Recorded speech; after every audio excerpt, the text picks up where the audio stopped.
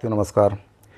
स्कूलों के युक्तियुक्तकरण से संबंधित एक बहुत ही महत्वपूर्ण जानकारी प्राप्त हो रही है, जिसमें स्कूल सफाई कर्मचारियों की जो परेशानी है काफ़ी बढ़ गई है। बहुत से स्कूल सफाई कर्मचारी चिंतित हैं कि अगर स्कूलों का युक्तियुक्तकरण होता है तो फिर ऐसे में उनका क्या होगा। क्या उनको दूसरे स्कूलों में मर्ज किया जाएगा या फिर उनको निकाल दिया जाएगा। ये सबसे बड़ा सवाल है और इसको लेकर जो अंशकालीन स्कूल सफाई कर्मचारी संघ के पदाधिकारी हैं वे लगातार शासन और प्रशासन स्तर पर पत्राचार भी कर रहे हैं। इसी क्रम में आपको बताना चाहूँगा कि लोरमी ब्लॉक के जो ब्लॉक अध्यक्ष हैं सिद्धराम पटेल, ब्लॉक सचिव धर्मराज बंजारे, मीडिया प्रभारी गौतम सिंह राजपूत और अन्य पदाधिकारियों के द्वारा विधानसभा अध्यक्ष डॉक्टर रमन सिंह जी से इसको लेकर मुलाकात की गई है। नेता प्रतिपक्ष चरणदास महंत जी से भी उनके द्वारा मुलाकात की गई है और जो स्कूल शिक्षा सचिव हैं सिद्धार्थ कोमल परदेसी उनसे भी मुलाकात की गई है।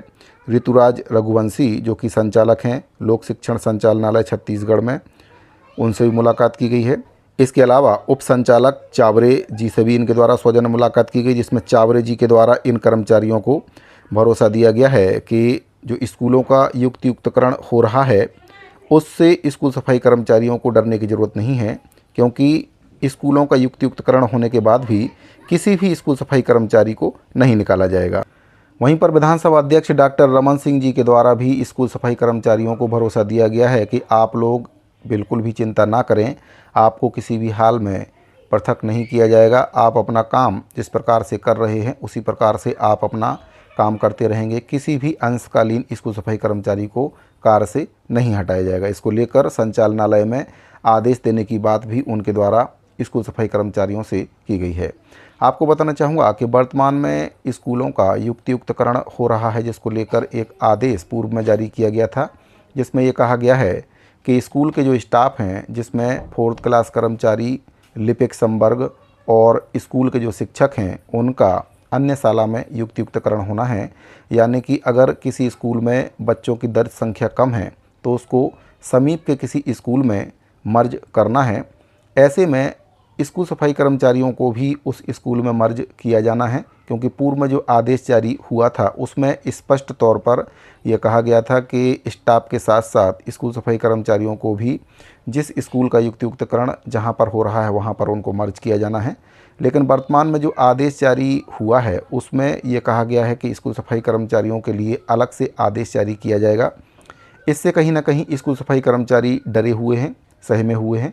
उनको ये चिंता सता रही है कि स्कूलों का युक्तियुक्तकरण होने के बाद क्या उनको उस शाला में समायोजन किया जाएगा जहां पर स्कूल का युक्तियुक्तकरण हो रहा है या फिर नहीं हो रहा है।